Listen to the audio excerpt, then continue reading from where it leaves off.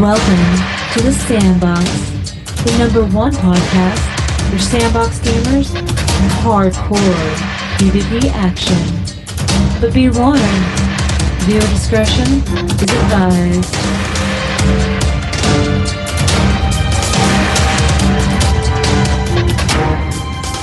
And now your hosts, Bullet, Quint, and Nate.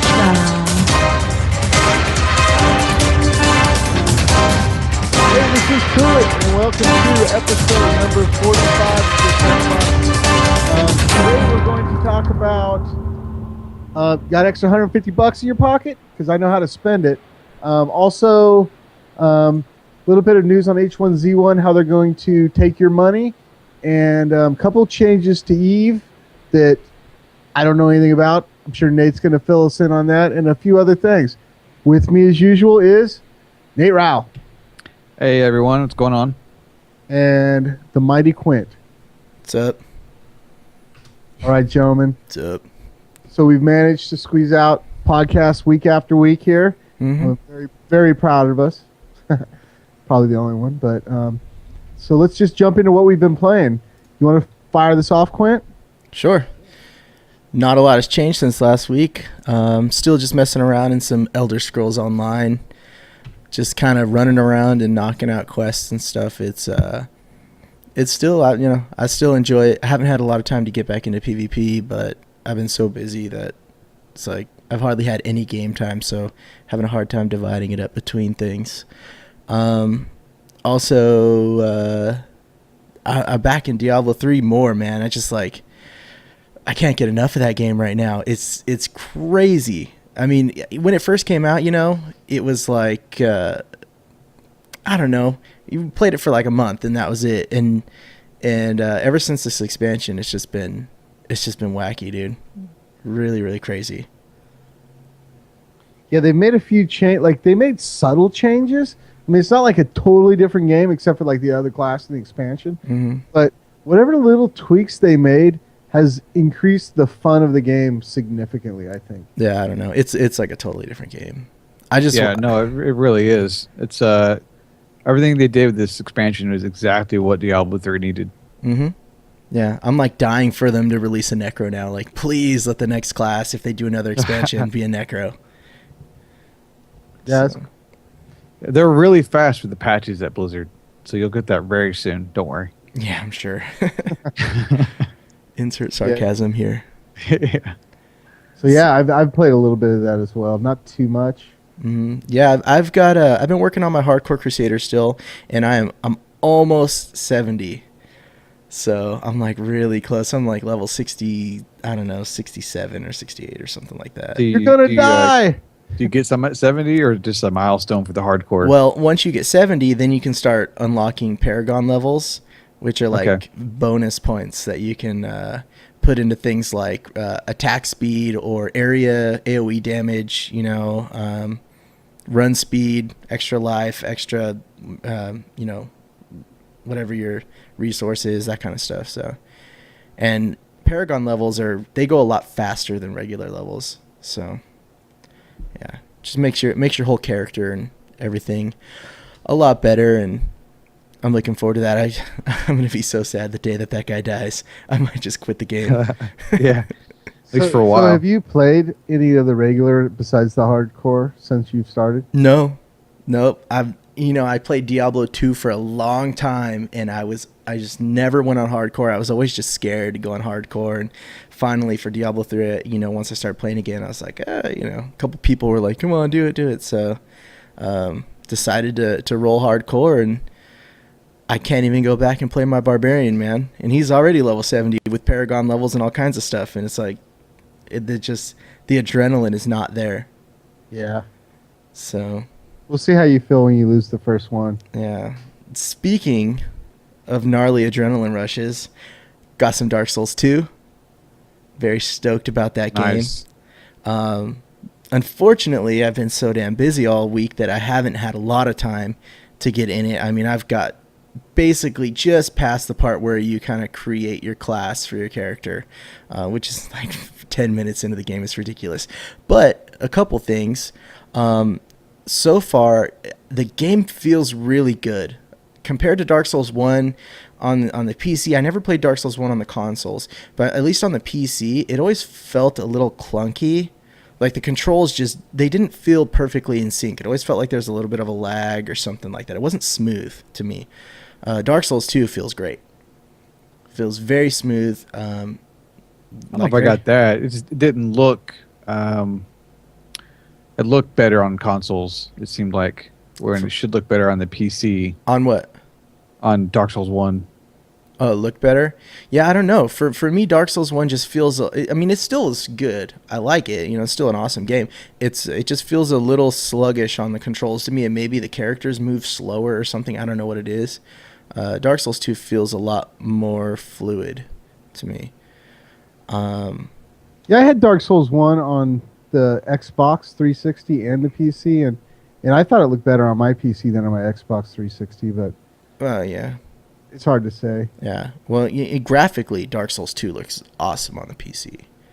I don't know. I only played it for a few minutes, but I didn't. It definitely doesn't look as polished as a lot of PC games. Well, yeah. It's still a little bit like, I don't know. It's definitely not next gen graphics, but even on the PC, I mean, it's not.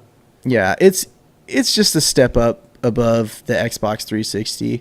I mean, you look at was it IGN.com did a graphics comparison between PC. Yeah, it's pretty minor. PS3. I watched that video. Yeah, it's not a huge up step, but it's it's definitely a step up, but it's not it's not The Witcher. So, No. It's not Skyrim or anything like that, but as far as gameplay goes, I mean that's pretty much all I've been up to. I haven't done a whole lot. Like I said, it's been a busy week, but I'm very excited for tomorrow because tomorrow I get to go to SOE, and I'm going to check out some H1Z1, get some playtime in, and hopefully I can snag John Smedley for an interview or something for the podcast. I'm going to try. So Definitely a nice bonus to where you live, huh? yeah. I mean, it's only a little bit more than an hour away from my house, so why not? Yeah, Yep. for sure. I'm real curious to hear if you get some hands on with the H1Z1, how you feel. Did you play much DayZ? No, see, I never played DayZ. I never played whatever the War Z or whatever the other one was. I never got into those. It's probably a good thing because the game will feel more fresh to you than me or Colet. Yeah. But I did play me a lot of PlanetSide for a little bit, and so hopefully it feels like that, but just with more. Did grounded you or guys see something. the new trailer? Right, they had a trailer last week for H1Z1. No. Kind of has the guy going through the dark, and he comes out of like a grave, turns on the corner, and then like a zombie attacks him out of nowhere, and the trailer ends. Nothing big. You got to try to get us PS4 beta invites for PlanetSide 2. It's your goal. Okay, I'll work on that. Um, But no, that's it. I'll report back more next week, following my little road trip here. So Yeah, if you guys got a list of questions you want Quint to ask, just tweet us. yeah, I got one. We'll ask 'em. One of the things I want you to ask is, can I have a PlanetSide 2 beta key for my PS4? yes, You ask them that. Okay. yeah, okay, done. And then, I don't know. I mean, I know that this is, we're not big console players, but I'm kind of curious about the SOE offering on the PlayStation 4. They're going to bring almost all their games over to it. So, Yeah. Kind of curious if, H1Z1, when does that come to the PlayStation 4? I don't know. The only thing that bums me out about it a little bit is that they tend to do separate servers for PC and console stuff when I know that the technology is there to do same server because Final Fantasy 14 does it. Yeah. It's the same server, same characters, all that stuff. And for whatever reason, DCUO is separate on the console as it is on the PC. I don't see a reason for that, especially even the fact that I play DCUO on the PC with a controller, Yeah. I don't feel like I'm giving up an advantage or anything. I feel like it plays better with a controller. Are the cash shops different? I mean, I don't know. The cash Who knows? the cash shops are different. But, I don't see why they couldn't do something to put it. I mean, it's Sony. Sony owns them. Sony owns the PlayStation. They need to find a way to normalize it and put it on the same servers, because it can be done. You know. So if you own Final Fantasy, this is a question for you, Nate. If you own Final Fantasy on a console and on the PC, do you just pay one sub? Yes. You do have to buy the game twice, Mm-hmm. but one sub gets you access to So you use the both. same login and all that stuff. Yep. Same Yeah, account that would be system. cool. See, I don't mind, like, if, like, let's say Elder Scrolls Online, we're all still playing that. I noticed no one has that on their list, by the way. I did. Where is it? This is the first one I talked about, very briefly. Oh. Sorry, I missed that. I was sleeping. But let's say that it was on both. Mm-hmm. I wouldn't mind buying a game twice, but I'm not paying two separate subs. Yeah, that's. And I don't want to, even if maybe they're different servers, I still don't want to pay $15 twice for the same game. Yeah, well, that's so you'd have to pay, because it's two accounts, you'd have to pay two subs too. Right. Yes, that's what I mean. That's what I Yeah, it's ridiculous. Yeah. Yeah, cool. So is that it for you, That's it, man. Nate? Well, we only had 1 week between cast, and I only had gaming time between like Monday and Wednesday, so I played. Sounds like a lot of excuses coming from Nate's side of the screen here. Yeah, I've got one game on my list. I've stuck with Face of Mankind, so I don't know how the bet is going, but I've at least logged in every day. So I kind of what I did my focus this week, because I knew my gaming time was short, was I focused on all the industry side of the game. So I would go mine my materials. You can mine manually. You can also put down these rigs that will mine over time. Takes them like, I don't know, 5, 6, 7 hours to fill up completely. And then I would go and collect all my mats a couple hours later. I actually woke up Tuesday morning at like 2 a.m. No, it was Wednesday night at like 2 or 3 a.m. and got on the game and emptied all my my rigs out. So that's some dedication for you there. And then you got your materials back, you start refining them into better materials. So you take like, I don't know, plastics or something, or some kind of textile and make it something else. And then you make all the gear from schematics. So I guess the idea was to get myself set up for when I had a larger chunk of time to where I could have all my gear and weapons and stuff already made. So that's cool. I mean, there's enough there to chew on for a player that wants to only dive into that, because there's some like local type markets going on. The other big news of that game is just this week they had an actual player government forum. So they have a whole RP spill for it, but essentially it's like an EVE coalition. The coalition EVE, where it's multiple alliances form one big group. This is multiple factions forming one player government with like a charter and rules of how they fight, how they defend each other, and like what they protect, what laws they enforce. I don't know that it's good for the game, because it's all the big factions in the game are in this thing. So if you're not a part of this government thing, you're pretty much screwed. You screwed, or are you part of it? I don't know that we're like a full-fledged member. Well, my faction isn't massive, but we're not the smallest group in the game either. I think we have between 75 and 100 people. I thought that's how many people played the game.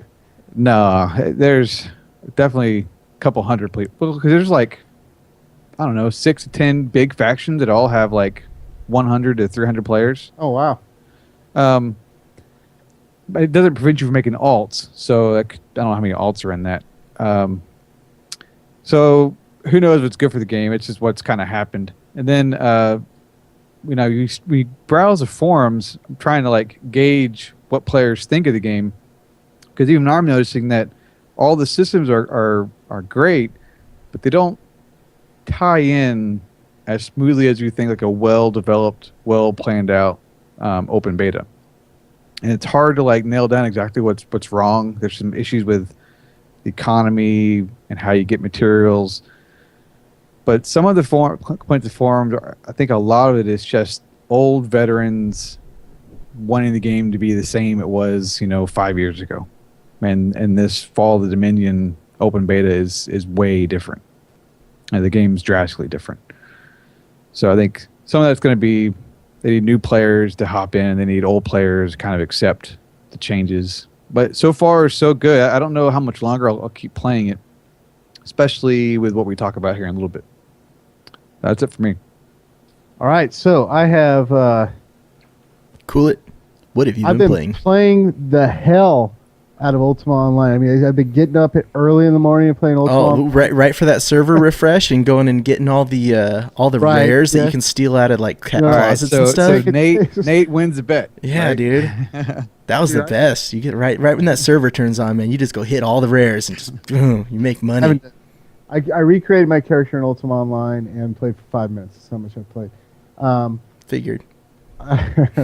Well, there's a reason for that, and I will get to that. And then I've got both subs going in Mortal Online, which is, having fun in that game. I mean, problem is I'm going to let it all go. I played Diablo 3 a little bit, but I dropped the 150 on ArcheAge.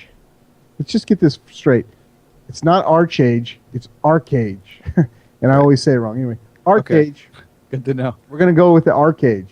I dropped $150 on the alpha for that. And, at first I was like, someone in our Google Hangout, Butch said, hey, he posted that, someone watched the stream. At the end of the stream, they put it up. You can pay $150, enter the alpha immediately. And I'm like, man, I ain't paying $150 for a free-to-play game. And that lasted about 5 minutes. And the next thing you know, I'm downloading the game. And, so basically, let me just kind of go over. So basically, that's all I've been playing. I played a little bit of Dark Souls 2, a little bit of Diablo 3, a little bit of UO, a decent amount of Mortal until last Thursday when I got ArcheAge, and that's all I've played since. And I've also, I haven't had a ton of gaming time. So with the $150, I'm just going to kind of go over what you get. And I don't know all the things you get. I know I can read it, but you get to play the alpha until the game launches. And then the alpha server is going to turn into the test server. Wait. We should hold off on this. Well, I'm done with what I've been playing. Okay. So you want to hold off on this then? Yeah, because this is like our main topic of the show. So don't go into it too much. Tease. We'll make you wait for after the news. So we've been having fun in that. So no, I've been playing a lot of ArcheAge. All right. So let's go to the gaming news. So in ArcheAge, All right, back at it. Let's cover that last. All right.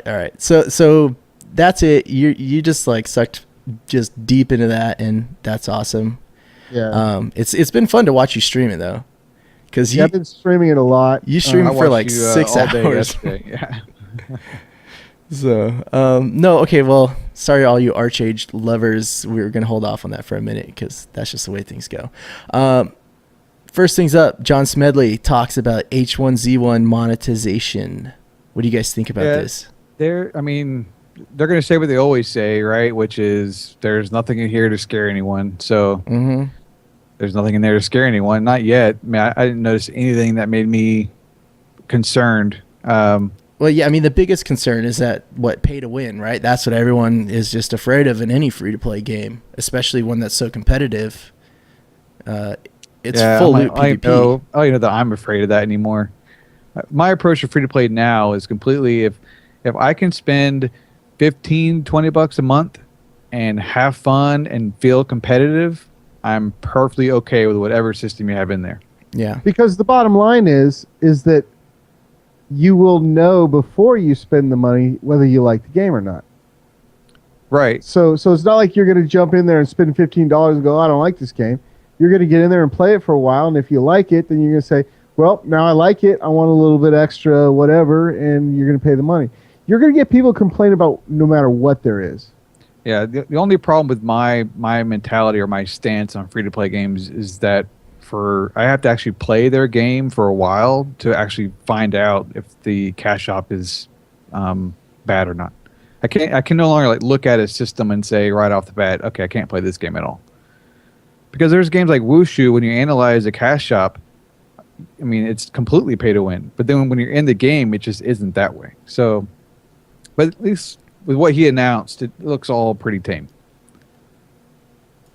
for H1Z1 rather. Yeah. Okay. The games has to be paid for some way. So, there's no cash shop. Well, the games that don't have cash shop, people complain because they have to pay a sub. Right. Well, they SOE also just switched over to like their I guess the newest version of their all access plan too, right? Which is $15 a month, and you get access to all the SOE games, and you get 500 station cash a month. Plus, it other never things. seemed worth it for PlanetSide 2. The subscription for PlanetSide 2 just at least for me, I never felt like it offered enough for me to pay it. Right. So I'm wondering what H1Z1 will do differently. Well, I mean, and with this, it's not only H1Z1, but it's if you like EverQuest or EverQuest 2, you get that H1Z1 Landmark and PlanetSide 2. Yeah, PlanetSide 2 and EverQuest Next also will be on under this banner, and you get the station cash stipend. Wait. Don't forget about Dragon Prophet. Oh, Dragon's Prophet's still there too, alive and kicking. Yeah, that's true. Gotta catch them all. It's not a bad deal at all. So yeah, I don't know. It's something I don't know. I might wait. Depending on what happens tomorrow, what I see from H1Z1, if it seems like it's going to be awesome. Because I've also been kind of like kicking around the idea of dipping back into EverQuest 2 a little bit just to see how things are looking over there. But it's been a long time since I played that. I'm wondering what their founder packages will be like, because they'll have them. How much will it be to get in this release in 4 weeks? $20. Is that what he announced for the? I'm sure they're going to have some higher tier ones. Yeah, it'll probably be just like Landmark, where they had the 3 tiers and you get certain things depending on whatever the tiers are. Maybe you get a handgun that you start with if you buy the most expensive one. If that's not pay to win, right? No. All right, so that's good on that. How about Mortal Online? Cool.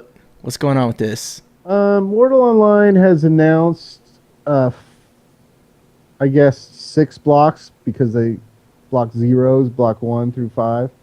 They're doing Unreal Engine update. They're going to mess with the territory control. There's a few things they're adding before the Steam release, and they said each thing's going to take about a month, but they might be working on some things in concert so that, so I'm not real sure. Everyone's been waiting for the new patch. I mean, with Mortal, you got to kind of take things one step at a time. The new Unreal Engine update, I'm not sure exactly what that's going to add to the game. I don't know if it's going to be a graphic update or if it's just going to run better. Hopefully, it just makes it run better. For sure. I mean, I feel like it's in a state right now where I feel like it runs pretty good, but there is always those little, you still lag out a little bit sometimes. You get that little spot where you just all of a sudden you're 5 feet behind where you were supposed to be, and when you go cross over the load lines. Yeah. Yeah, when you're reading these blocks, the only new content is the territory control revamp. Everything else is behind the scenes, not really. Preparation. If you read about the next patch notes, there's a lot of other things. Well, besides that doesn't go on these blocks, though, right? I heard they're adding player ping now. Is that true? What is that? No. I actually don't player peeing. Okay. I actually don't think the horses pee anymore. I haven't seen that recently. They probably got tired of you complaining about it forever. No, but so the next patch, I mean, these blocks, they're going to do a bunch of things before it comes out on Steam, great. But one thing people have to realize is that some people get into the game, they're like, my guy is so laggy slow. It's because you haven't leveled your walk and runs, your run skill. Yeah, I forgot about that. Yeah, you can't jump or walk. Right. So there's some things in the game that are, that are by design, kind of turn people off. I always thought that was weird though, because you could start off as like a 60-year-old dude, or like even a 40-year-old dude, and you can't walk. It's like, okay, you just crawled out of the earth. Yeah, at 60. But I know that the new patch that's coming out, they're going to tweak the the archery, and right now there's some mounted combat with the big weapons running around one-shotting people. They're making some tweaks there, and they're adding some helmet stuff, and there's other things besides these blocks. These are just like some big significant things. Yeah. As far as I really love the game. I think that there's no more. This is the most immersive game that's on the market. It takes a lot to get into, and there's a steep learning curve. But once you're in it, it really feels like you're part of a world. I just cannot, and I will go back to, I've said this like 3 weeks in a row, I just cannot imagine how awesome the Oculus Rift in that game is going to be. Mm-hmm. It's just, if you played this game a lot, and you realize like how immersive it already is, because you never see your character in the game. Like even, when you're on your horse, you're always looking through the eyes of the character. And the only time you ever see your character is if you go to like your inventory window or paper doll screen. Yeah. And just the games, they keep adding little things. There's a lot of deep things in this game. It's just not like most people say, well, where's the features? There's no dungeon finder. It's like, it's not that kind of a game. The features in the game are like, they put features in the game and they don't even tell people. Like there are cooking recipes and alchemy recipes that have still not been discovered, because they don't say, well, here's alchemy, and when you get to level 7 alchemy, you can now craft this. No, you have to go out and find shit and put it together and eat it and see what happens, And, so they kind of add things to this game in a way that's more exploratory. But I am a fanboy of this game, so keep that in mind. One thing I was trying to think about is pertaining to the Oculus Rift and Mortal, especially after trying the Oculus Rift out, is how they would go about actually implementing it. Like because as it is right now, your crosshair's in the center of your screen. So if you look to the right, your crosshair's still in the center of your screen because you're just turning your mouse to the right to look. And I wondered, would your body direction would they detach your body direction from your eye direction? So if you looked to the right, but you swung your sword, you would still swing your sword in the direction that your body was facing, as opposed to where you were looking, or if they would just attach it to your crosshairs in the center of your eyes so you look wherever you swing. You know what I mean? Yeah, I don't know. Yeah, that's going to be interesting. You could probably see like Team Fortress and how some of those games do it. Yeah. And it'll be a similar system. Yeah, because I think it would be cool to allow your mouse hand to control the direction of your body, your head to control your vision, and then your WASD keys to move forward, back, side to side, and all that. Right. So if you look at like if you're on a mount in Mortal, that's kind of how it operates. Like you hit W to go to first gear of your mount, and second gear, and as your horse is running, you can move your mouse and it turns your head. You can only turn your head like so far, like you know. Yeah, that's how they should do it. Here, and so that would kind of be how I would see it working. So your mouse is kind of, so you wouldn't really need the mouse, I guess. I mean, to click. Well, yeah, you'd use the mouse to turn your body. Right. Yeah, I guess that would work. I don't know. I haven't played any games. I haven't even used the Oculus. So they'll have to either way. They'll have to test it to make sure what system comes in is fun, or there's no point in putting it out. So Yeah. basically, though, if your head movement didn't connect to moving the camera, it would probably make you sick, right? No, I mean, I don't know.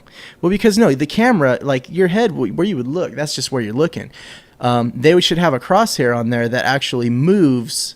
Like, say my crosshair is here. If I turn my head, my crosshair is still there in front, right in front of me. Right. They would just have to make it so that the crosshair stayed stationary in a center spot. When you turned your head on your screen, the crosshair moved to the left if you looked right, so that when you swung your sword, you'd still be swinging to the left of your vision. That's what I would like to see anyways, because, otherwise I'd feel a little bit like Cyclops from the X-Men, just attacking wherever you're looking, Yeah, true. So. No, I'll be curious to see. Luckily, we don't have to solve that problem. Right. Just get to play it and it's out. Yeah, that seems like a whole other like level So, of programming. did you see that one of these blocks, Cool It, is putting in support for brand new continents? It says continent support, but it's not spelled right, right? Is it not? Is it supposed to be content? No. I don't know what it's supposed to be because I mean, how do you spell continent?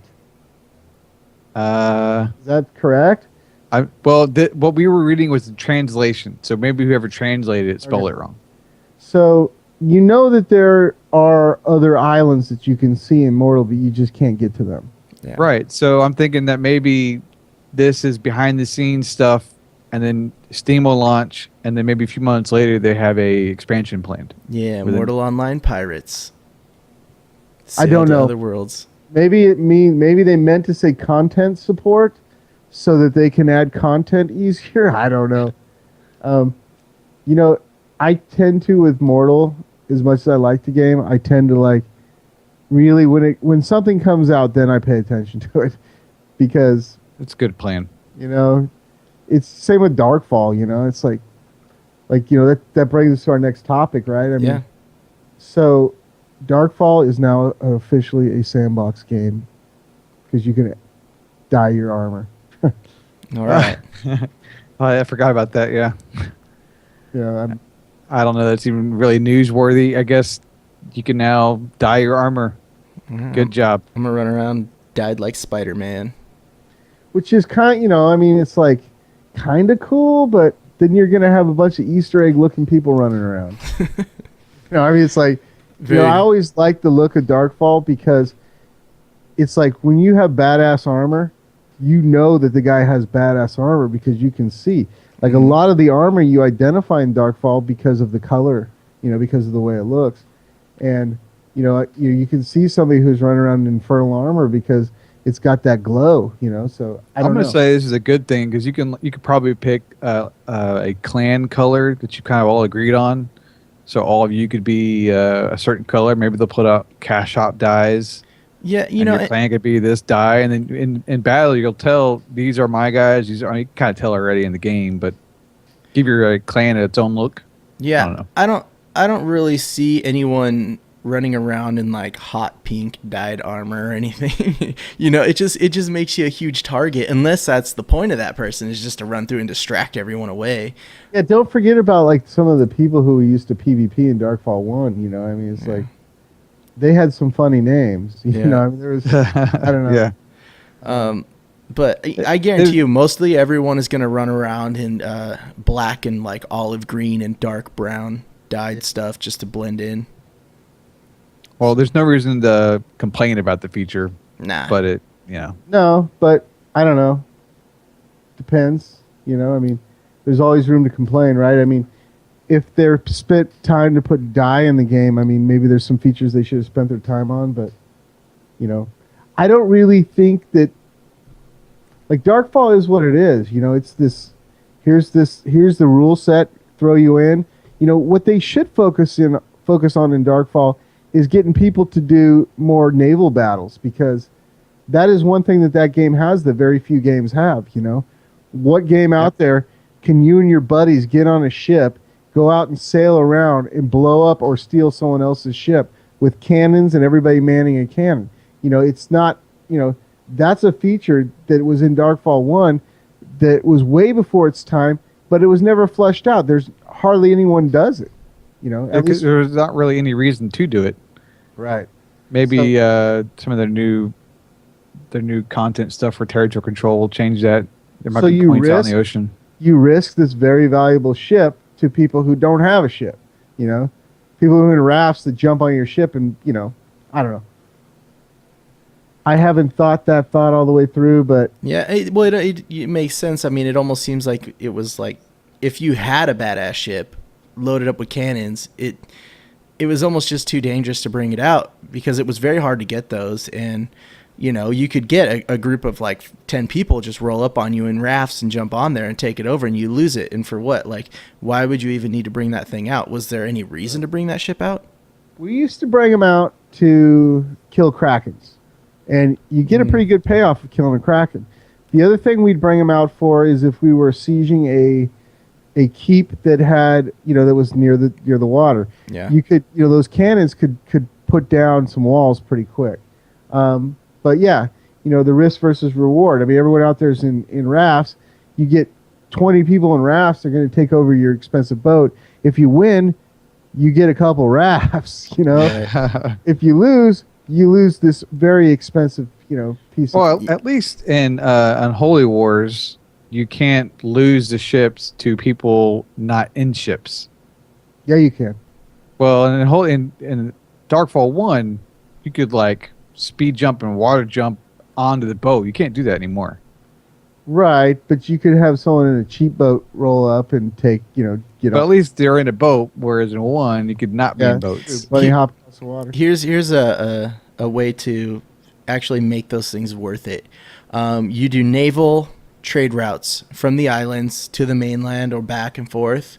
You make it so that only the big ships have store halls to carry the certain amount of goods that are required. You can't do it on a raft or swimming. Right. And then you would have people, and you make it very valuable, worth it. If you make it to the other end, you're going to get a good reward for that. So then you would naturally have people sailing the seas, picking up stuff on this island, delivering it to this island, back and forth, that kind of stuff. Well, they kind of did that after we had all stopped playing Darkfall. Mm-hmm. They came out with these ships Mm-hmm. that basically, I forget what that you call it, but you're basically Like a treasure hunting ship type. trolling, like you're kind of dragging nets behind you and pulling up like tons of fish. Yeah. And you're getting treasure maps and all, and supposedly that was making a lot of gold, and I think they nerfed it because it was too powerful. So that was kind of cool, but still, it's not the ship where, like, I remember back in the Dark Hand of Valor days, we take out these ships that were like one of the biggest ships, Mm-hmm. and I think there was like 8 cannons on each side, and everyone's there with their gunpowder. You have to, there was actually a reagent for firing the cannons, which was gunpowder, and you'd get down there and you'd go up and we'd shoot krakens, and when you're on the cannon, you kind of go up to it, hit F or whatever, and you could see like a reticle, so you're actually aiming and you're firing on krakens or other ships. But no, I mean, I would like to, that is something I think that would make Darkfall kind of, more unique than other games they might be competing with. I guess, what does Darkfall really compete with besides like people who play that might play Eve or Mortal Online, or maybe like a game like Face of Mankind. But yeah, it's for people that just want to PvP. I don't know. Yeah, there's not. They need to get rid of the banking system and go to localized banking. yeah, because that would make it a reason to actually travel with those goods, and make it so that resources that are necessary for everything are just found in different islands. So that way you have to be transporting. Make it like Eve. The same thing goes on in Eve. I've got a buddy who plays Eve, and he does nothing but picking up stuff in one station, taking it to another station and not even NPC stuff. This is like he's running contracts for corporations, so they hire him because he's he made a name in the game as a trustworthy person, and so he goes out there, they pay him to take this shipment to the other end, he delivers it, and and he could get killed along the way. That's all he does. He hauls shipments. He's a smuggler or whatever. But I mean, I don't see why they couldn't do that in Darkfall. They just have to take away the banking system, and they have to make it so that large amounts of good resources are separated by great distances. That what you might find in the southern, southwest island, they need it in the northeast island. So you have to get it from one end to the other somehow. Yeah. We're not going to get it now. If we were going to get that kind of system, it would have happened with Unholy Wars. Yeah. One of the things that I think they could add is some way to allow more people to have housing and have like things that you can get to decorate your house and kind of make your house badass, because that would, also give you a reason, like a lot of people, a reason to log in, and maybe their house is a little bit safe, but not completely. Like in Mortal Online, like there is this political structure, and I'm sure it's the same way in Eve, but it's like you go some places and they're like, you're cool there, don't build a house there, because if you build a house there, they'll take it down unless you ask them permission. And then there's like all these, factions and everything, and none of it's mechanics of the game. It is all just player created, rule sets and a political community basically, and it's cool. It's kind of like there's not really quests in Mortal Online. There's just like, here's the shit, have fun, guys. And to me, that's what a sandbox is. It's like there's some rules here, and have fun. And then the people create the content from there. And in Mortal, because like you said, okay, well, we're all going to move. So we were all living in Vada, but we kept getting grief by these people. They declared war on us, and they were just griefing us like crazy. And they would just log in and kill us or kill our mounts or whatever. And because they had war decked us, they could do that. And it got to the point where they weren't really a guild that we could like really have a real fight against. They were just another guild who created alts to just fuck with us, basically. And so we had to move. And when we had to move all of our stuff, all of our valuables out of that town to another place. Let's just say we wanted to do that.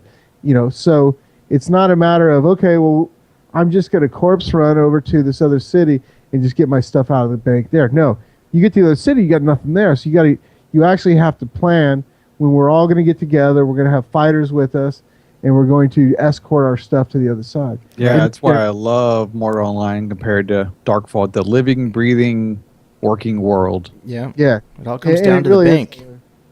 The bank. Mm-hmm. And you really have a reputation. Like there's some people that, like you said, like your buddy and Eve, like people know, oh, okay, well, maybe not even the person, but, oh, well, this guild's cool with us. We can trust them. Or there are some guilds out there that are just crafting guilds, and most people just leave them alone. There's always an odd person, but then you kill somebody. If you get a bad name for yourself, then you're kind of like, nobody's going to deal with you in some things. So, right. Yeah, there's a reason. There's a purpose to things. You can have alts in that game though as well, and a lot of people have alts that are thieves or whatever. And you know what I would like to have? And this is just more tangenting because you mentioned like housing with cool stuff to make your house badass. I want a guillotine in my house, and I would like to capture reds and like put them in shackles, and they have to like follow you, and you could take them back to your house and like load them into the guillotine and have everyone stand around and do public executions on red characters, red players. So I had one of my alts running from Meduli to Vada. It's like not a very far run. Mm-hmm. And basically I was just moving my butcher over so I could butcher meat for my fighter. He didn't have anything on him. And as I'm running over, a red came up to me, and just in chat, he goes, "Stop." And I stopped, and he got off his horse. He walked over to me. He snooped me. Basically, he was making sure I didn't have anything valuable on me. And he goes, "All right, you can go." But if I would have had like a house deed on me or something, the guy would have killed me. Pay the tax. It's kind of cool. It reminds me of that time in Eve where remember those people were going to pod Gerard, and they made him sing a song in their team speak in order to let him. That's funny. That's, did you ever hear that? No. There's funny stuff that goes like that in what's it called? DayZ too. Like if you look at videos, like people will run up on someone and be like, run up to him, just get on your knees. They have a gun. All right, now sing me the alphabet, or just some stupid stuff like that. Oh, yeah, in their micro, like really in their micro, yeah. Yeah, because it's local chat, so you could hear people if they run up to you, I hope that H1Z1 has that, because I think that's cool. I think it's going to.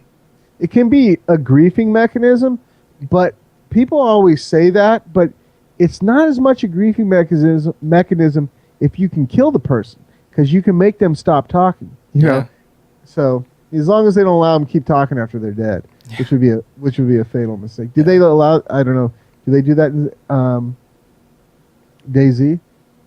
When you're dead, you can't talk, right? I would assume so. Yeah. So no, I don't know. These are all cool things that we have coming, and when we talk about ArcheAge, I'm going to cover some of that. Cool. All right, so on to the next one. Black Desert does a game fly through. Nice little video that they posted up on their YouTube page. Let me get. Yeah, it's kind of long too. It's like 10 12, minutes. Yeah, 11 minutes. So yeah, I skipped. I kept hitting. Okay. Yeah, that's what I did. Get that thing loaded up here. Cool though. Game fly-throughs always look amazing, and the game already looks great. So if you want to see what the world's gonna be like, it's pretty neat to watch. Yeah, Yeah. I've got it playing up right now. So I'm really becoming a fan of Asian games. You know what I mean? dude, I don't know. they make them look good. That's for sure. Yeah, they make them look good. There must be more money in it there because they're dropping some coin on these games. Well, I mean, Like, Korea gaming is that's like the NFL in Korea. I mean, those guys, those professional gamers over there are just monster stars. They host all the big gaming tournaments and Major League of Sports and all that kind of stuff, or Major League of Gaming, that kind of stuff's huge in Korea. Esports, all that. I mean, it's big, so it's a huge industry over there. like I hear people talk about games like probably like this game or like ArcheAge or something, and they say, well, it's pretty Asian, and it's like I'm like good. Yeah, I don't see a problem with that at all. Because our American, I don't want to get into this whole but a lot of the new American games, they're just so freaking pansy. It's like they hand you everything. It's just quest. And I mean, some people like that, but I remember Lineage 2. I really liked that game because you just went out and fought forever. Like some people think that's boring, but I think it's boring to do errands for people. I mean, that's kind of what it is. Like, hey, my sheep have gotten loose. Could you go kill these wolves? Like, go fucking kill your own wolves. I'm gonna go. I don't know, but no, I'm really liking. I like Terra for what it was. I mean, there's definitely some things about Terra that there wasn't any sandbox things, and there was a lot of those other things. But I'm excited about Black Desert.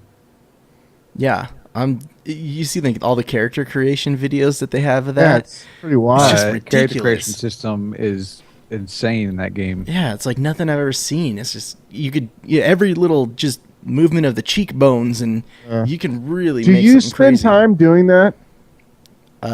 It depends. I don't know. I don't know if I get that deep. I don't think I've ever spent more than 1 minute creating a character. Really? Yeah, I mean, that's- What I used to do is give it to my ex-wife and have her make my character, and she would spend an hour with it, call me in that she was done. I'd come in and play the character. oh my god. You need to start a service like that. But I mean, I mostly am like, well, shit. The longer it takes me to make my character, the less of a chance I can get my name. Yeah, that's true. And I will stop for a long time sometimes if I have to apply attribute points or if I have to, pick a class or two. That'll make me stop, or a race, because that might affect the game. But normally I'll hit random about 3 times, find a person I like, and then go to the hair and find if there's a mohawk. And if there's not, I'll pick something as close as possible. Then I move on. Yeah. No. So let's talk about Eve, Nate. That's your I will try to hit this pretty quick. Eve does this all the time, especially we're about to be really Eve news rich because FanFest starts, I guess, right now. Mm-hmm. But before FanFest came out, they had a series of blogs last week to discuss the industry overhaul. And I guess because the devs want a chance to talk and go over with players at FanFest all these, huge changes are making the industry, which is a big part of the Eve backbone. But the basic gist of the 4 blogs is a UI overhaul with some graphical overlays that kind of before would show spreadsheet type stuff, now with a graphical notifications and flow charts type stuff. The reprocessing is getting a big change, which is basically where you take materials and you break them back down into the you take like a gun and make it back to the minerals. Mm-hmm. And then the other one was a really cool one is they're going to take their all the researching and copying for blueprints, which is what you use to make items in the game. That whole system, it made sense before, but you would have to read like a really long guide and then have a long conversation with the player to fully understand the system. And now it basically will just tie into like a couple skills. It'll make a lot more sense to a new player. And it makes a lot more sense on paper how it all works. And then the other one they had is to go make something now in the game, you can go get a slot in the station, which will be full because there's 50,000 people playing Eve. Or at any given time, right? So all the slots are full, so you end up waiting weeks in a station to get something built. So the next option would be to fly to LowSec, take a really expensive blueprint or copy, go to LowSec and build it there, and then get what you built off, which is crazy. So what a lot of people do is put these player-owned stations out, and this new system will make it so all the slots are gone. You can always build something, but if they're building a lot in one area, it'll cost more. So like if everyone's at this station building, it'll cost more to build there, or you can build in this station, it might cost a little less, but you can always build at a station.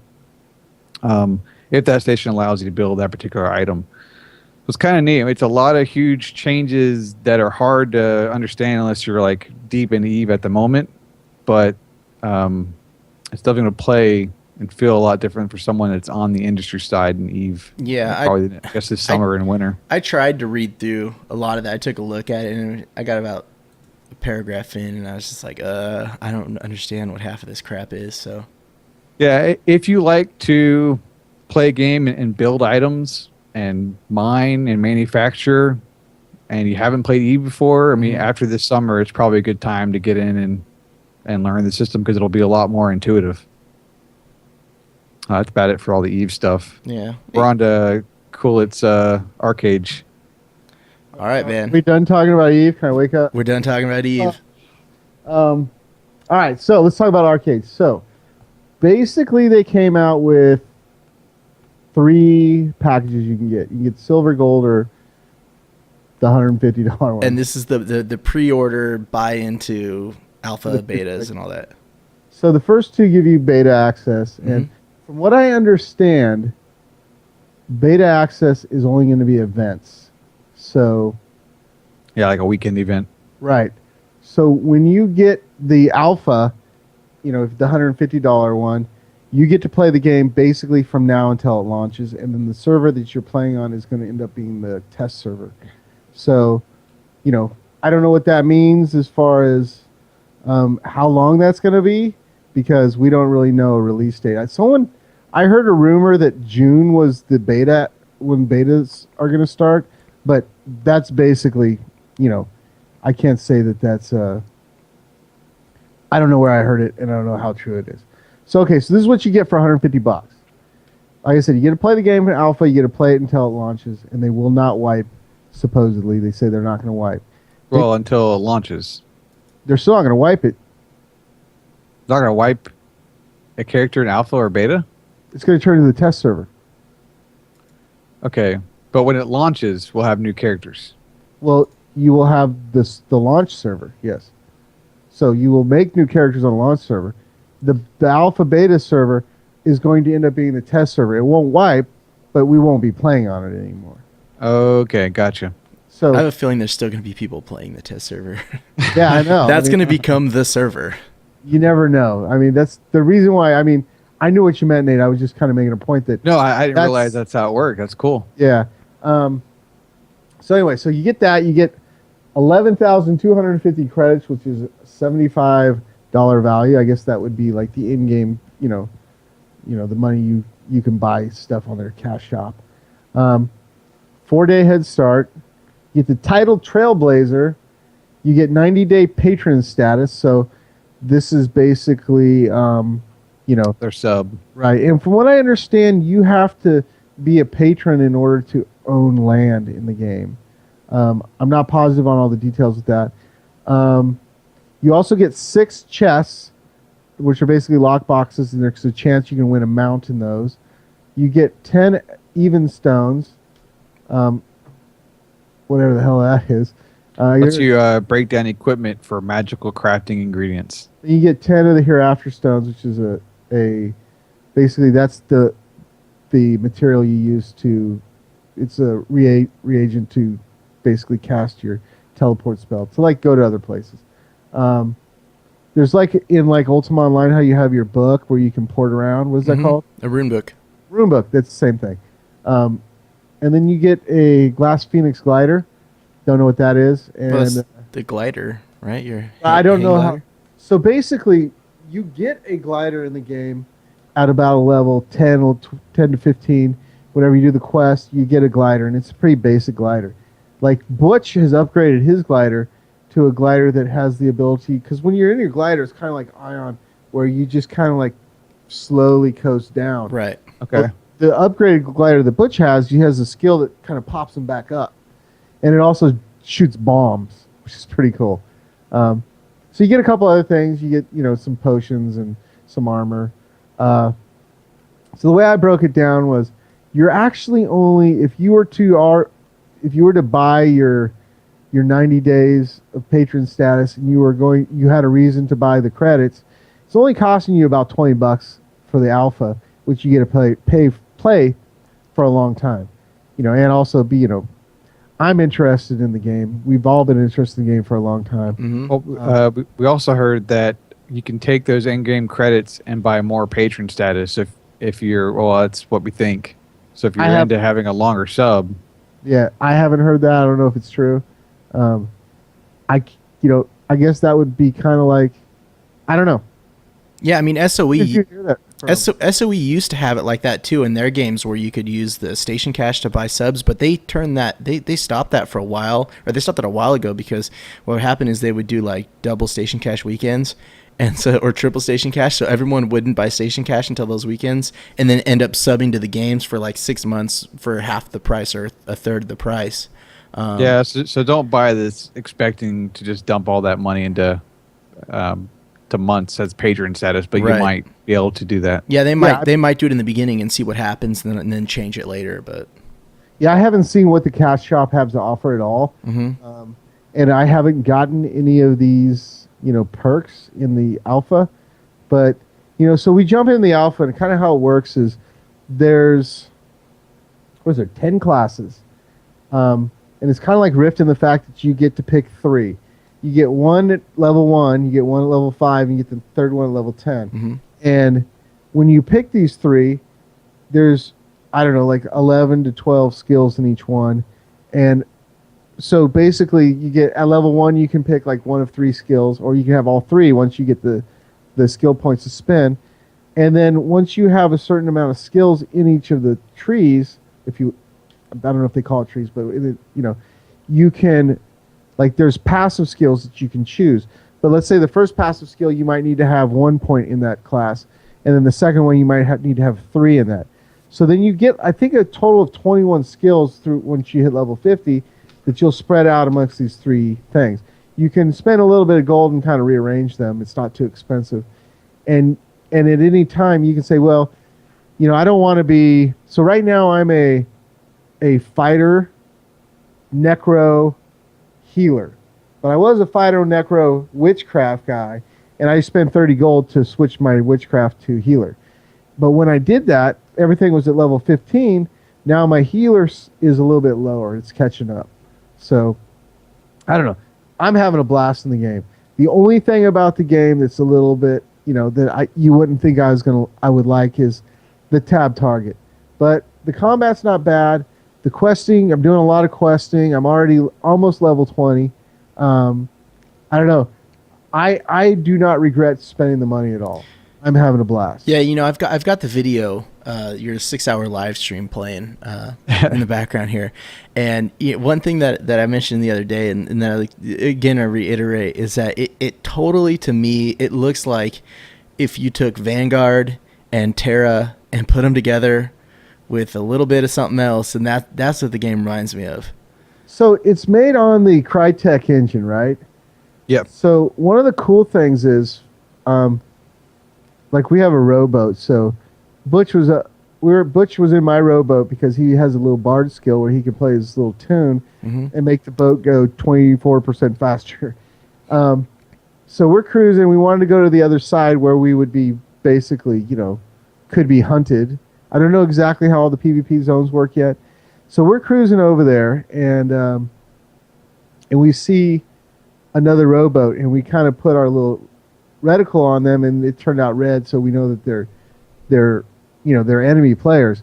So he jumps off the boat in his glider, pumps up, flies over it, drops a couple bombs on it, and then comes back and lands on the boat. So you can just jump on people's stuff like if there's a boat, you can go stand on their boat and you'll go with it. You know, I mean, I know that sounds funny, but that doesn't happen in a lot of games. No, man, very, very few games. You know, Vanguard was one of them. Ultima Online, Darkfall, and what, Dawntide that never came out. Well, Dawntide, I remember.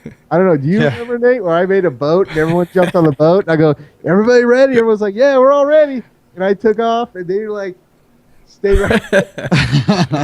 That game wasn't quite finished. The other thing is, like, one of the things that's kind of funny is you can just jump on the back of anyone's horse.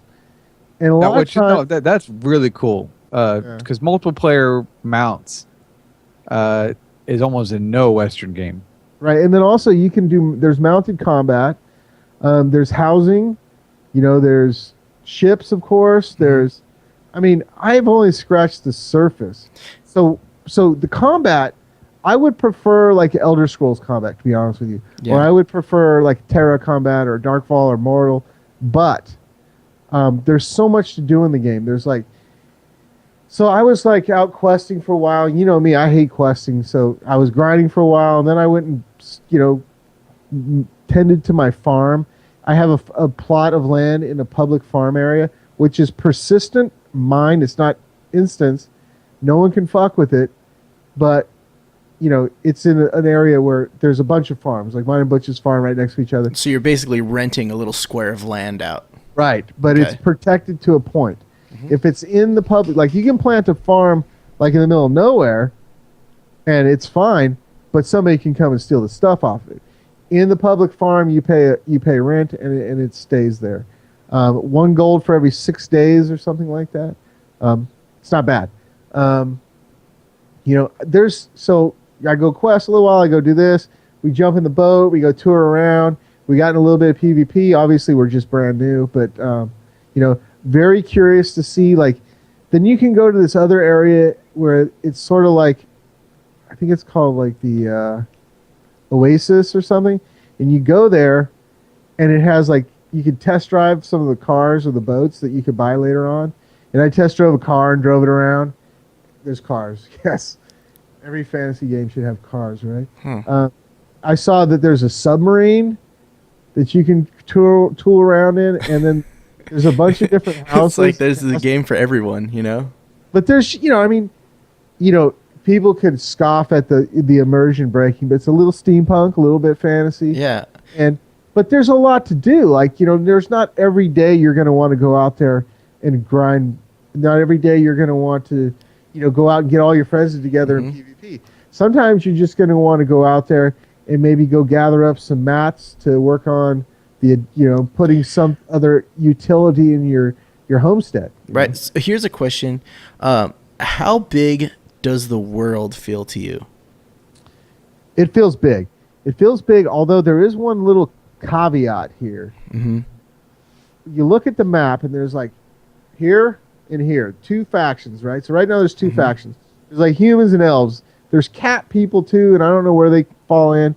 And I know that they're adding a couple more races before launch. Then there's like the world up here, which is the PvP world. And then there's like this big ocean in between. They're definitely saying there's going to be some naval shit going on here, right? It's almost laid out that way.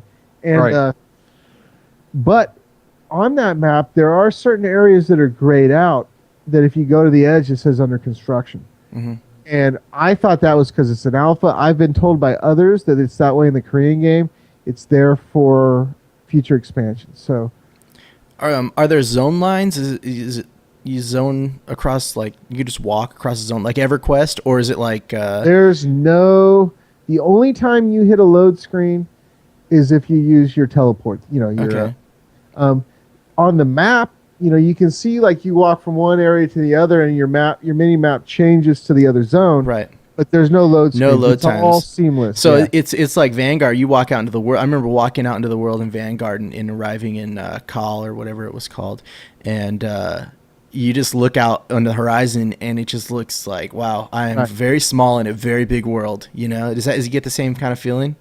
Yeah, and it's also kind of like they also have the mechanic in there where there's no like invisible. At least I have. You know, you got to bear in mind I've only played it for 3 days. Yeah. but you can fly, right?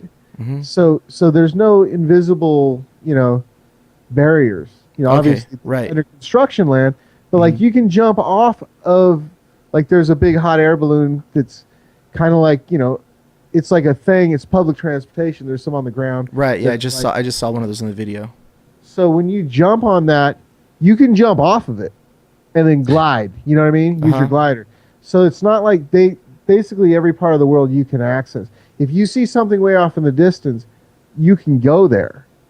Like Vanguard, like they did 10 years ago in Vanguard. Yeah. Which is all of a sudden now a new thing. That's definitely going to help the immersion, right? Yeah. You don't feel locked down.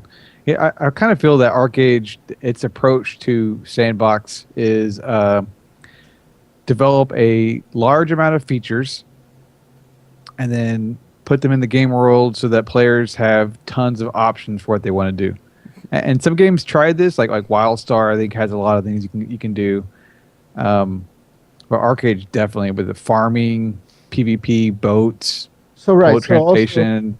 It's like if you want, like normally in games, like you can go out and you can mine ore, but most games, like, you can kill things for leather, but you can also just raise animals and kill them for the leather. If you want wood, you can grow an orchard and chop it down for wood. If you want food, you can just grow it. We get wool from raising sheep. We get down from raising So geese. theoretically, could you just be a farmer in the game? Oh, yeah. And just all you do is log in, you raise your animals, you slaughter them, you sell the parts, and then grow new, raise new animals and parts into stuff. Yeah, and then sell them, or I guess you could theoretically just sell them. I don't know about like if you can put a vendor on your land. I would guess that they have. Oh, that. you'd have to do that. That would be awesome because and okay, here's another question. I've got I'm kind of going Ultima Online questions here. You mentioned there's a rune book, like a teleporting book or whatever that you have, right? Can you actually mark runes to specific locations around the world and like put them in that book? Not that I'm aware of. Okay. Well, all I've seen so far is it's places I've visited. So it's not like I can give So you kind of unlock. Right. They were able to jump through other people's portals that they opened up. Yeah. So we were in a PvP zone and everyone was red and we were kind of hiding. Mm-hmm. And someone opened a portal and we just ran real quick and jumped through it and we went wherever they were going. Yeah.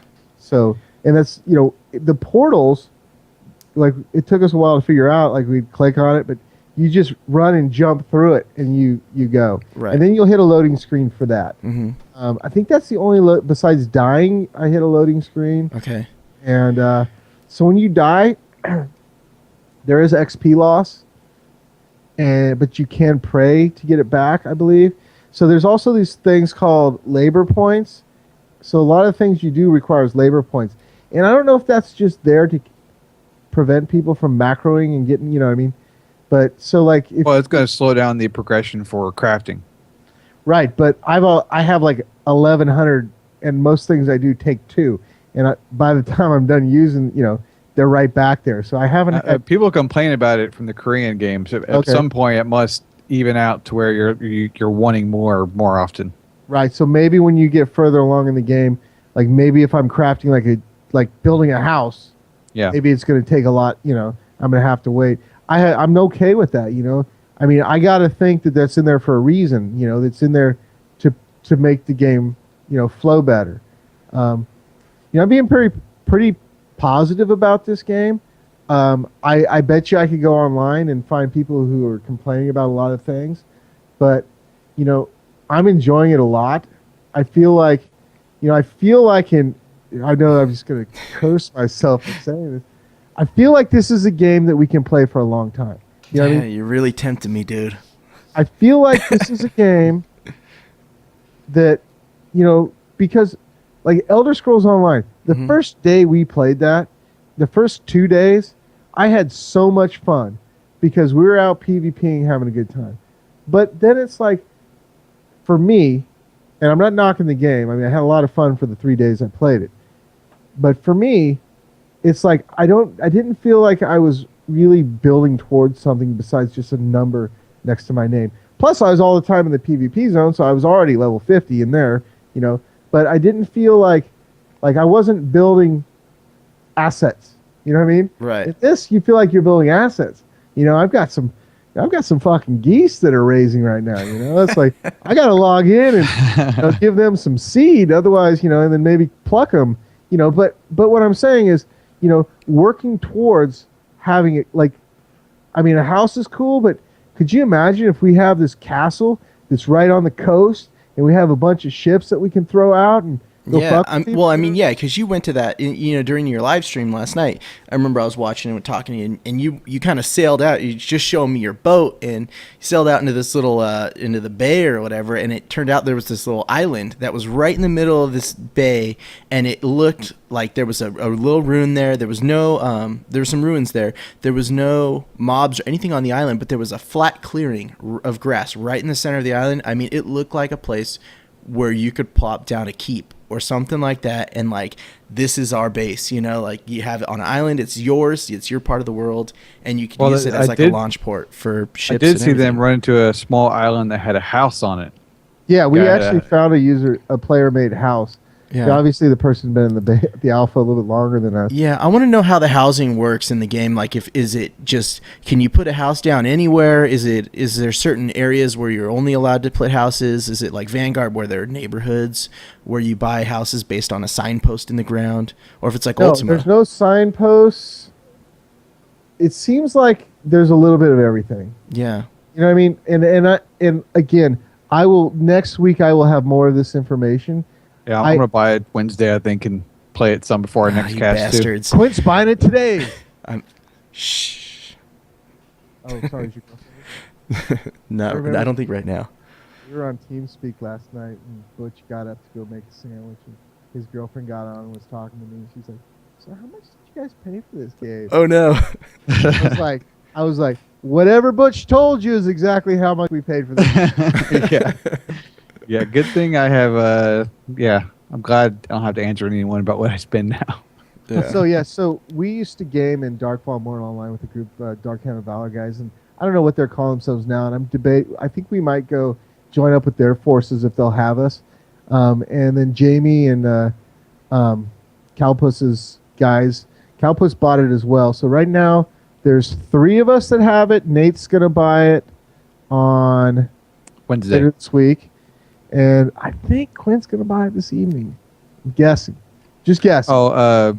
Butch says you can put them anywhere, the houses, but they're only protected in housing areas. Right. Oh, okay. So so then we're gonna have ourselves a nice little keep in unprotected areas. Well, you can make a house out in the PvP area. Yeah. Like the island that I described it up here. That's what we need to do. Now, we did watch one video where it showed them taking an egg. They got on a boat. They had big old crew of ships. They went to the PvP zone. Mm-hmm. They escorted the girl all the way to the spot with this egg. Came down and that started the custom player siege city thing. Right. I remember that. That was a long time. Man, you know what I want to do? Yeah. I want to go back in our archives and find the first time we ever heard about ArcheAge and listen to what we had to say about it then compared to actually now that you've gotten to play it and what we know now. Just see what it was like back then, how it was presented to us. I feel kind of bad because, I really love playing Mortal Online, but man, this game has just got me. Let's see how I feel next week. I knew the Elder Scrolls. It was just, It's only a matter of time with everybody. Mm-hmm. But I really feel like, we're really going to be playing this game for a long time. Yeah. You could take that sound clip and just shove it in my face a month from now, but part of it is because there's just so much to do. And there's actually something where we can, as a community, we can have a piece of land, we can build ships, and we can work together as a team. And I don't know, that to me is kind of what we've been talking about, that we've been looking for, kind of like Ultima Online, except for, let's have, a more updated, graphically and, feature rich. I've got another question. Sure. We'll just go on forever about this. Maybe Butch could help with this too. Yeah. So, okay. It looks, as far as the hotbars and stuff go, they look like your Vanguard, your World of Warcraft. You got your skills all up on your hotbars and all that kind of stuff. Do you feel like when you're playing it and you're firing off your abilities and stuff, are they meaningful abilities?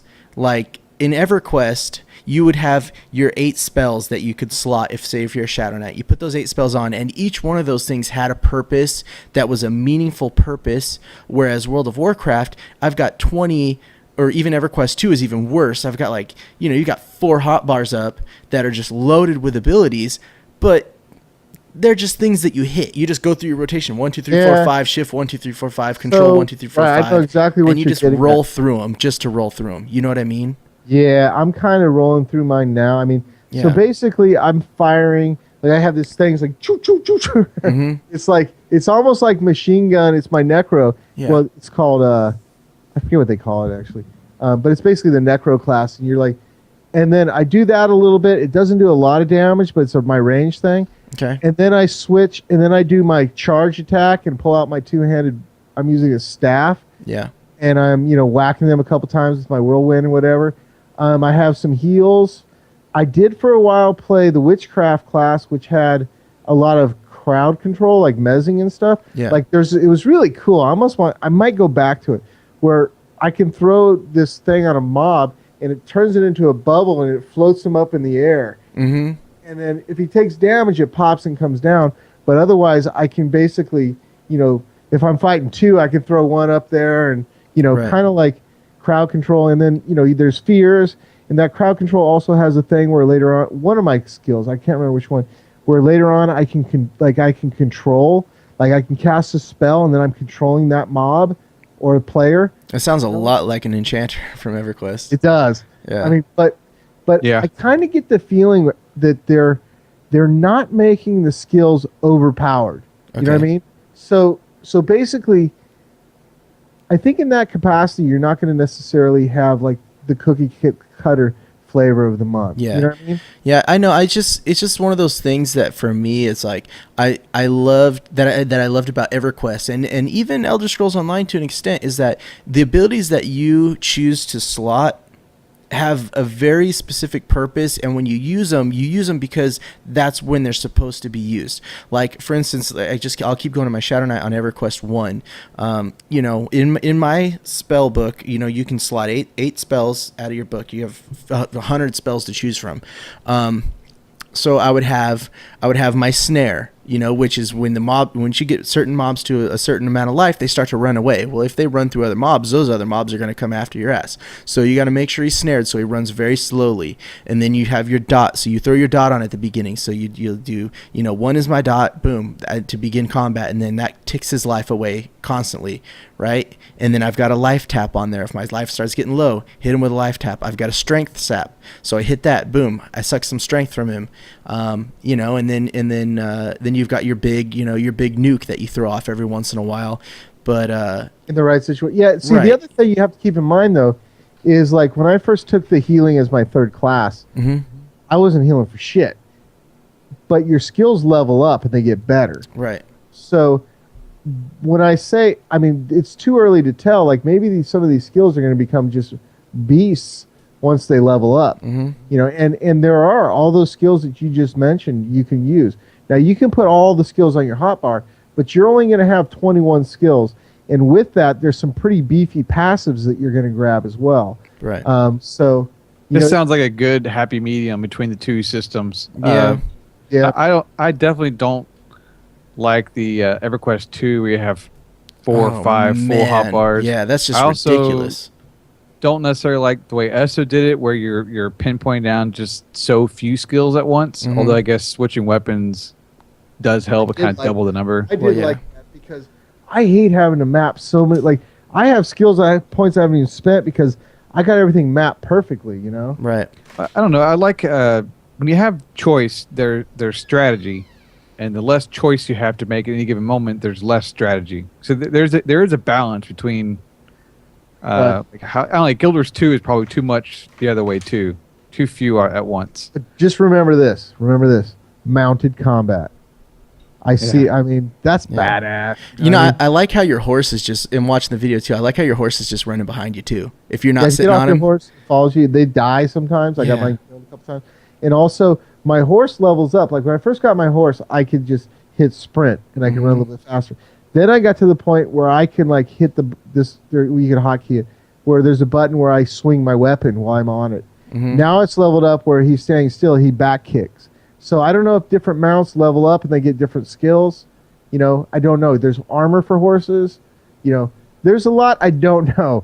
You know, I'm actually thinking about, like right now, because I'm using magic and I'm using melee, I'm using a staff because it has both like, so like some of my magic skills will be plus this to your magic rating. So like, okay, so if I cast this fireball, let's just say I don't have that, but cast fireball will be plus 30 damage to your magic rating. So if I have a sword, it's just going to do 30 damage. But if I have a wand, that might already have 50 damage, so it'll be 30 plus the 30 will be 80. But if I have a staff, then I'm going to have like in between those two, but my melee is still going to be good, you know? So I'm kind of like trying to figure out how much of a mixed class I want to be. If I want to be more of a tank with, you know, with being able to cast a little bit of utility spells, or if I want to be like straight up armored, like friggin' necro, you know? Right. You know, but the other thing is you level those up and you can mix and match. Like you can spend a little bit of gold and remove some skills. How does gear bear onto whatever like skill lines you're choosing? Like say if you want to roll around in full plate heavy armor, or is there even full plate heavy armor, or is it? There is. Yeah, you can wear heavy armor and cast, right? Yes. So basically the way it works is you're just not going to get the plus int. You know what I mean? Right. So that's like the Elder Scrolls kind of route of that. Right. And again, I haven't crafted gear. I got to imagine the crafting gear is going to be a big part of this. Yeah. I have very few green and blue drops at this point. So I don't really know, you know what I mean? But that being said it's not like you're going to roll an alt, you know, because if you rolled an alt, let's say you say, okay, well, I don't want this necro skill anymore. I want to be, so like, let's say you wanted to be a paladin. You would take fighter, you would take defense, which is like a tanking, you know, has your shield stuff. Yeah. And you would take, what's it called? Basically another skill that has some healing in it. Or you can have healing. Or you can, you know what I mean? So you can kind of build that out that way. So let's say I wanted to go like to a paladin build or like a more tanky build. Well, I wouldn't roll another character. I would just remove the necro and add that because the level of mobs I'm going to be fighting at level 20 is going to level that up way quicker than starting from scratch. Yeah. Later on, if I say, you know what, I was wrong. I liked being a necro. Then when I go switch it back, I'm still going to maintain the same level of healing. Yeah, exactly. Okay. That's cool. Are there summonable pets? Like, can a necro have a skeleton that just cruises with them the whole time? I haven't seen that yet. I have a wolf, but I can't have it out and my mount at the same time. Okay. I have, I've seen down the skill line. I haven't seen actual pets that maintain out. More like you summon a wraith that just goes and attacks real quick. I don't know though. I mean, I'm not there yet. I'm so tempted to like. I want to see like a good like two-handed sword Shadow Knight build in this game. You know, what I think is going to be the place to be in this game, though, is on the ocean with your ship, pirating all those players doing the trade routes. Yeah. See, you got to realize, though, Nate, I agree with you. That's where us and all of our friends are going to be. But there's a ton of people out there who want to have nothing to do with that shit. And we hear that all the time, right? I mean, there's more people who want to go have a farm and put curtains in their house than want to go do pirate, you know, rowboat on rowboat action was what we call it last night. You know, so the beauty is that, you know, battle on the high seas. The beauty is that we're gonna those people have, you know, their mainland. You know, there are, I think that Butch has noticed, and I think what happens is every once in a while there's zones that will turn PvP, and then because he hit 30, so at 30. I think past then, to hit 50, even if you don't like PvP, you're in zones with PvP. Well, no. That's not what I mean. Right? I mean, some areas of the mainland, every once in a while, will turn PvP for a little while. Oh, is it random? I don't know. I shouldn't, you know, like I said, like 3 days I've been playing this, and, you know, Butch has been helping, you know, he's been playing a little bit longer than me. I mean, 3 days, but more, because I had a lot of stuff going on. Yeah. we're just scratching the surface. So far, I have gotten to the point a couple times where I have to take a break from questing and go out and work on my phone or go sail around. So Butch said, if you kill 50 players of your faction, you get infamy. You use infamy to become the third pirate faction. Oh, okay. So we'll be doing that. That's what we will be doing. The other thing that I know is there's jail. Like if you do some stuff, they'll put your ass in jail. I don't know how. Yeah, this sounds so much like Wushu, Age of Wushu. Yeah. It's got all kinds of influence. I mean, everything that you're saying as I hear Ultima Ultima? Online. I see Ultima. I get the feel for Vanguard sometimes in the game. Well, it looks like Vanguard to me. I mean, the casting, like there's some spells that I have that I can move and cast. Mm-hmm. I always hate not being able to move and cast. I understand that some skills, by balancing that you can't move and cast. Right. So there's both that. You can run around and shoot. It is tab target you lock on. There are some skills that are area effect. Like I have one that's basically blasts like a certain radius around me. If you don't like tab target like I do, you might want to try to find skills that are more that based. There's been a couple times where I've been hitting my skills, like, why won't that guy hit? And I realize that I'm not targeted on him. But normally if I'm like firing my necro spell, it will, like if I've done killing one mob, it'll mostly switch to another and start firing on that. Like the closest one. Yeah, I don't know when it doesn't. Sometimes it doesn't, and I don't know why that is. But I think maybe it's because I don't know actually. Well, We got another comment from Zerst who says you can create your own faction. Oh yeah, let's create our own faction. Well, that's what we got to do. So That's against the world. there is. I mean, I'm excited about this game. There's a tremendous amount of what we've been looking for in this game. The only thing I'd say that I could change if I could change the combat more to a non-tab target, but hey, 1 out of 20 on this one, Yeah. I guess I was concerned because there was so much questing in it. Yeah. So I wonder how much you got to get through all the sandbox stuff. You don't have to do the questing. I mean, you can just go out there and straight grind mobs. I've gotten blue drops from regular mobs, Is there a shift to sprint? No, but there is a sprint button. Oh, no. You double tap W to sprint. Oh, well, that's not that bad, I guess. And you sprint. That's fine. And so the sprint uses your mana. So okay. you got to kind of like, if you use all your mana and then you get someplace and you need mana to do most of your shots. There is an auto attack. I never use it, because of the way I use my class. But you can auto attack, hit your auto attack, and then throw in like some like whirlwind or whatever. Right. And after, so you don't have to go back and hit auto attack again. It will automatically default back to auto attack. And the other thing is that I have on me, I have a two-handed weapon. I have a bow. You always have your bow on your back, and so you always have the ability to pull out your bow, no matter what other weapon you have. I don't know yet if let's say your bow is plus 10 dex. I don't know if it's just on your back if you get that 10 dex or not. Okay. So there is some gear that you have that you may not be using at the moment, but if you have that hotbar, you can still fire it off. So if you have, let's say you have two-handed, like say you have archery and fighter, and you have like your cheap shot archer and your whirlwind right next to each other, you will seamlessly, you'll fire that and then you'll hit the next button and your sword will come out and you'll hit that. So, I don't know. It's there. All right, so looks Cool's good. buying it. I'm buying it. Quint, when are you getting it? Probably sooner than later. I hate you guys. You're going to love us, man. I know. You should probably, if you're really strapped for cash, you should probably wait another week just to make sure Cool is on the same high. Yeah. No. Well, because I'll tell you why not. This is, and I don't know, they say that it's temporary. there's a limited amount of alphas. But yeah. that being said, what else would you say, right? Right. Yeah. So I'll tell you what, if I paid $150 and get in the fucking alpha, there would be some PayPal cancellations going on. Uh-huh. Mhm. But Hope it's there Wednesday.